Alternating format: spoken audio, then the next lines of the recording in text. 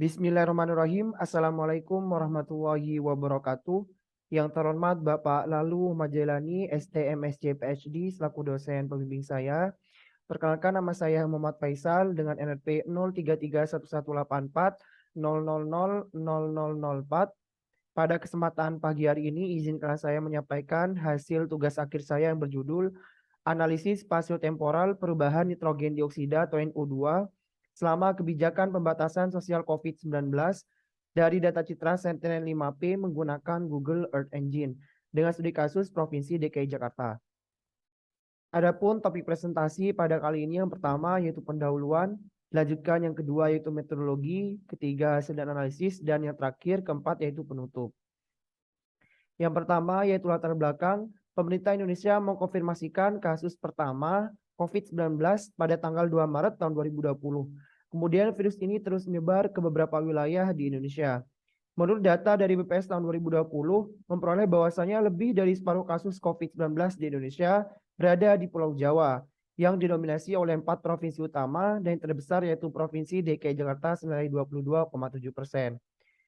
Dengan meningkatnya kasus dan kematian yang diakibatkan oleh COVID-19 ini, mengharuskan pemerintah menetapkan sebuah kebijakan pembatasan sosial. Secara garis besar, pembatasan sosial COVID-19 ini, yaitu di Indonesia ada dua, yaitu PSBB dan PPKM. Menurut penelitian yang dilakukan oleh Anggraini tahun 2020, bahwasanya aturan pembatasan sosial COVID-19 ini berdampak pada aktivitas masyarakat dalam menggunakan kendaraan bermotor menjadi terbatas, sehingga dapat mempengaruhi kualitas udara. Dalam hal ini, kualitas udara yang dimaksud adalah nitrogen dioksida, dikarenakan NO2 ini merupakan polutan yang sangat reaktif dan disebabkan oleh pembakaran bahan bakar fosil, terutama kendaraan bermotor dan industri. Penelitian dilakukan oleh Mukono tahun 2011 memperoleh bahwasanya sektor transportasi menyumbang pencemar NO2 sebesar 69% di perkotaan, diikuti industri, dan rumah tangga. Untuk mengetahui konsentrasi nitrogen dioksida dapat melalui penginderaan jauh melalui satelit Sentinel-5P. Mengapa menggunakan satelit Sentinel-5P? Dikarenakan satelit ini khusus digunakan untuk analisis dan pemantauan polutan, kemudian mempunyai resolusi temporal harian yang baik, kemudian satelit Sentinel-5P membawa terpomni data atau 4 spektrometer terpisah, kemudian secara resolusi spasial sangat baik, yaitu 7 km kali 3,5 km. Adapun pengolahan data citra satelit dapat menggunakan Google Earth Engine, di mana Google Earth Engine ini merupakan suatu cloud computing yang menyediakan data citra satelit sekaligus validitas pengolah data citra satelit. Dalam Google Earth Engine ini terdapat katalog nitrogen dioksida dalam bentuk grid level 3. Analisis kebijakan pembatasan sosial membutuhkan data pendukung untuk mengetahui mobilitas masyarakat. Salah satu data yang dapat digunakan yaitu data statistik dari Google Mobility yang memberikan gambaran lokasi dan menampilkan perubahan jumlah kunjungan ke tempat tertentu. Adapun rumusan masalah dalam penelitian ini yang pertama yaitu bagaimana korelasi perubahan nitrogen dioksida atau NO2 hasil pengolahan citra satelit Sentinel-5P dengan data pemantauan kualitas udara. Kemudian yang kedua yaitu bagaimana perubahan persentase mobilitas untuk kategori perumahan dan perkantoran. Dan yang ketiga yaitu bagaimana perubahan nitrogen dioksida atau NO2 beserta hasil scoring mobilitas perumahan dan perkantoran sebelum dan saat kebijakan pembatasan sosial COVID-19 selama bulan Januari 2020 sampai bulan Desember 2021 di Provinsi DKI Jakarta. Kemudian untuk batasan masalah dalam penelitian ini yang pertama untuk lokasi penelitian dilakukan di Provinsi DKI Jakarta tanpa Kepulauan Seribu. Lanjutkan untuk data citra yang digunakan yaitu citra satelit Sentinel-5P dengan tipe produk level 3 dengan resolusi spasial 1113,2 meter. Kemudian untuk periode penelitian yaitu dilakukan pada sebelum dan saat pembatasan sosial COVID-19 dari tanggal 1 Januari 2020 sampai 31 Desember 2021, di mana periode penelitian ini menyesuaikan dengan data baseline perhitungan dari Google Mobility. Kemudian dilanjutkan untuk data mobilitas diperoleh dari Google Mobility Report untuk data statistik, kemudian data spasialnya diperoleh dari OpenStreetMap. Kemudian uji signifikansi di mana uji statistik dibatasi dengan nilai alfa yaitu 0,05 atau tingkat kesalahan data yang diuji dengan toleransi 5%, dan tingkat kepercayaan 95%. Adapun tujuan dari penelitian ini yang pertama yaitu untuk mendapatkan korelasi NO2 hasil pengolahan citra satelit Sentinel-5P dengan data stasiun pemantauan kualitas udara di Provinsi DKI Jakarta. Kemudian yang kedua yaitu untuk mengetahui perubahan mobilitas sebelum dan saat diberlakukannya kebijakan pembatasan sosial COVID-19 pada kategori perumahan dan perkantoran Google Mobility di Provinsi DKI Jakarta. Dan yang ketiga yaitu untuk menganalisis perubahan nitrogen dioksida beserta hasil scoring mobilitas kategori perumahan dan perkantoran sebelum dan saat diberlakukannya pembatasan sosial COVID-19 pada bulan Januari 2020 sampai Desember 2021 di Provinsi DKI Jakarta. Untuk metodologi penelitian, yang pertama itu lokasi penelitian dilakukan di Provinsi DKI Jakarta tanpa Kepulauan Seribu dengan koordinat 6 derajat 12 menit lintang selatan dan 106 derajat 48 menit bujur timur. Kemudian untuk alat dan bahan yang digunakan, yang pertama itu peralatan digunakan ada laptop Lenovo, kemudian Office 365, kemudian Google Earth Engine sebagai pengolah data citra, kemudian ArcGIS digunakan untuk pengolahan data spasial. Adapun bahan yang digunakan, yang pertama itu citra satelit Sentinel-5P, kemudian yang kedua vektor batas administrasi Provinsi DKI Jakarta skala 1:25.000 diperoleh dari Inagel Portal, kemudian selanjutnya data vektor poin kategori perumahan dan perkantoran Google Mobility diperoleh dari OpenStreetMap. Kemudian yang keempat yaitu data lapangan stasiun kualitas udara yaitu nitrogen dioksida diperoleh dari 3 instansi yang berbeda. Kemudian untuk data statistik harian mobilitas masyarakat diperoleh dari Google Mobility Report. Dan yang terakhir yaitu data curah hujan yang diperoleh melalui Ships Daily dari Google Earth Engine. Untuk periode perekaman citra disesuaikan dengan citra satelit Sentinel-5P. Kemudian selanjutnya itu tahap pengolahan data. Yang pertama yaitu pemilihan citra, di mana pemilihan citra ini disesuaikan dengan penelitian yaitu untuk memperoleh konsentrasi nitrogen dioksida. Dan sehingga dipilihlah citra satelit Sentinel-5P level 3. Kemudian selanjutnya dilakukan perhitungan nitrogen dioksida maksimum harian dan juga dilakukan pengetikan skrip untuk perubahan satuan dari mol ke mikromol. Kemudian dari perhitungan NO2 maksimum harian ini diturunkan untuk diperoleh perhitungan NO2 rata-rata bulanan, di mana dilakukan pengetikan skrip rata-rata bulanan menggunakan median pada Google Earth Engine. Selanjutnya yaitu pemotongan citra digunakan yaitu vektor batas administrasi Provinsi DKI Jakarta yang sudah dieliminasi tanpa Kepulauan Seribu. Selanjutnya dilakukan interpolasi citra, sebelumnya diekspor dan dilakukan interpolasi citra menggunakan interpolasi Kriging yang maju pada penelitian Anggraini tahun 2020. Selanjutnya yaitu pemilihan data statistik mobilitas masyarakat. Dari Google Mobility Report dari 6 kategori difilterisasi menjadi 2 kategori yaitu perkantoran dan perumahan. Kemudian untuk data spasial mobilitas masyarakat diperoleh dari OpenStreetMap yang maju pada penelitian Nugroho Y 2020. Kemudian dari data statistik tersebut dilakukan scoring dengan rumus yang maju pada penelitian dilakukan oleh Sitohang tahun 2016, di mana klasifikasi scoring terbagi menjadi 5 kelas yang mengacu pada Peraturan Menteri Lingkungan Hidup dan Kehutanan Nomor 14 tahun 2020. Selanjutnya yaitu tahap overlay data raster dan data vektor, di mana data raster yang digunakan yaitu data yang sudah diinterpolasi dan data vektor yang digunakan yaitu data yang sudah dilakukan scoring. Selanjutnya dilakukan uji korelasi, di mana uji korelasi menggunakan metode PSR seperti rumus berikut. Selanjutnya yaitu hasil uji korelasi NO2 dengan data lapangan, di mana kekuatan korelasi antara kedua data yang diuji ditentukan berdasarkan klasifikasi event tahun 1996. Hasil koefisien korelasi bervariasi dari 0,109 sampai 0,736 dengan kekuatan korelasi dari sangat lemah hingga korelasi kuat, di mana data yang digunakan yaitu data yang signifikan atau p-value kurang dari 0,05. Sehingga terdapat 4 data yang digunakan dengan koefisien korelasi antara 0,426 hingga 0,736 dengan kekuatan korelasi cukup hingga kuat. Selanjutnya hasil perubahan data statistik mobilitas masyarakat, di mana perubahan mobilitas masyarakat cukup signifikan pada kategori perumahan dan perkantoran yang terjadi pada bulan Maret tahun 2020 sampai bulan April 2020 sebesar 14,095% dan 32,742%, di mana terjadi pada saat kasus awal atau gelombang pertama varian Delta COVID-19. Dan perubahan juga terjadi pada bulan Juni 2021 sampai Juli 2021 sebesar 7,933% dan 14,476% yang terjadi pada gelombang kedua atau pada saat varian virus Omikron terkonfirmasi di Provinsi DKI Jakarta, di mana nilai positif menunjukkan adanya peningkatan dan untuk negatif terjadi penurunan.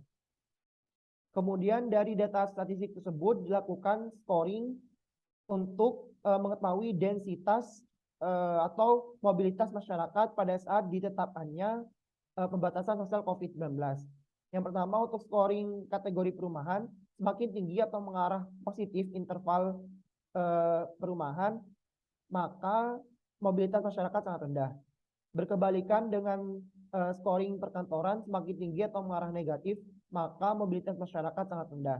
Di mana kedua scoring mobilitas ini dibedakan berdasarkan warna. Dari sangat rendah hingga sangat tinggi yang dibedakan dari warna hijau hingga warna hitam. Berikut adalah hasil scoring mobilitas masyarakat terhadap perubahan NO2, di mana kenaikan nitrogen dioksida tertinggi terjadi pada bulan Mei 2021 sampai Juni 2021 dengan besar perubahan nitrogen dioksida yaitu 54,670 mikromol per meter kuadrat, dengan mobilitas perkantoran dari rendah menjadi sedang dan mobilitas perumahan yaitu berada pada mobilitas sedang. Kemudian penurunan nitrogen dioksida tertinggi terjadi pada bulan Oktober 2021 sampai November 2021 dengan besar perubahan nitrogen dioksida senilai 90,673 mikromol per meter kuadrat dengan mobilitas perkantoran yaitu sedang, kemudian mobilitas perumahan dari sedang menjadi tinggi. Kemudian analisis juga dilakukan pada awal PSBB dan juga awal PPKM darurat, yaitu pada bulan April 2020 sampai bulan Mei 2020 terjadi penurunan nitrogen dioksida dengan besar perubahan 11,381 mikromol per meter kuadrat dengan mobilitas perkantoran dan perumahan sangat rendah.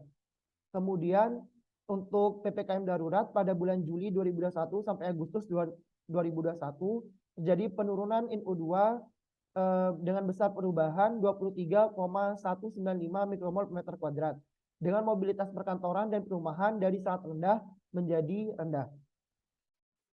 Berikut adalah hasil visualisasi perubahan nitrogen dioksida dan mobilitas kategori perumahan dan perkantoran pada bulan Januari 2020 sampai Desember 2021.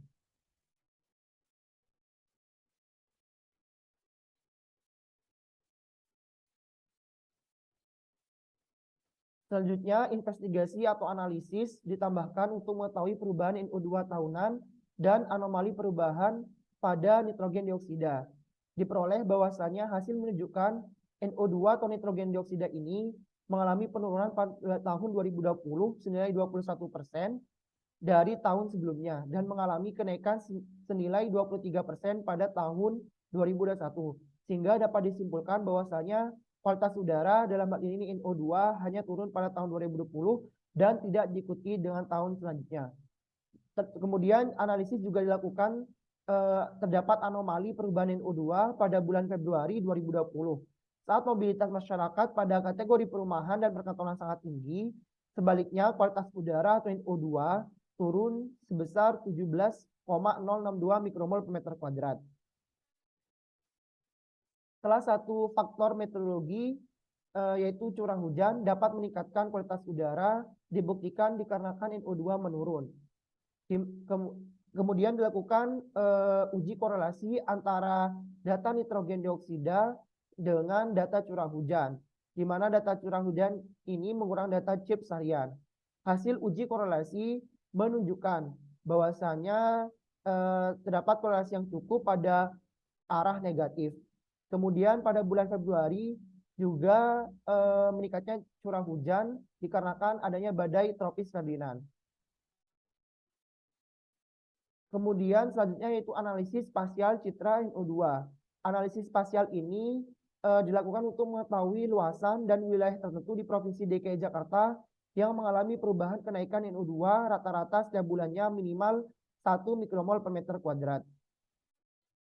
Dari hasil yang diperoleh, luasan tertinggi terjadi pada bulan Mei 2021 ke bulan Juni 2021 dengan luas peningkatan 641,573 km kuadrat atau dapat disimpulkan pada bulan tersebut kualitas udara buruk.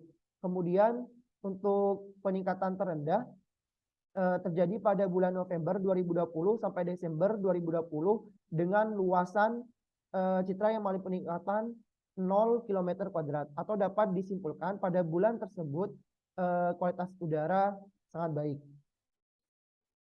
Adapun kesimpulan dalam penelitian ini yang pertama, berdasarkan hasil uji korelasi data nitrogen dioksida, hasil pengolahan citra satelit Sentinel-NLT dengan data stasiun pemantauan kualitas udara memperoleh nilai koefisien korelasi pada rentang 0,426 sampai 0,736 yang menunjukkan korelasi yang cukup sampai dengan korelasi yang kuat dengan nilai signifikasi p-value kurang dari 0,05.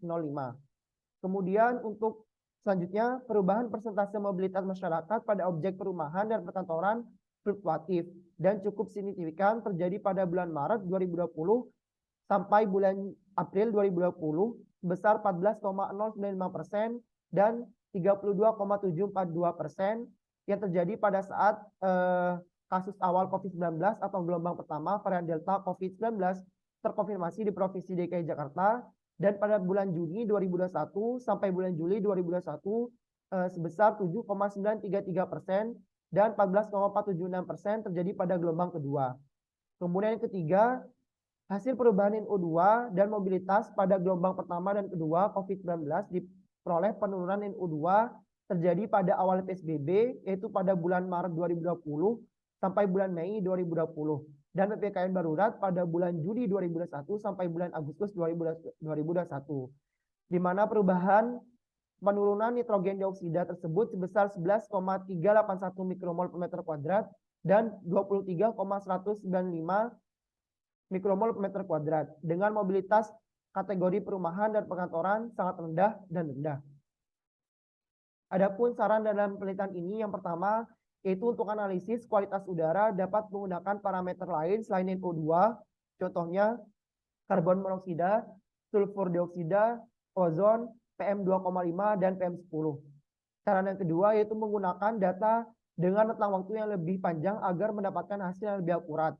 Yang ketiga yaitu parameter mobilitas masyarakat dapat menggunakan big data selain dari Google, contohnya data Twitter.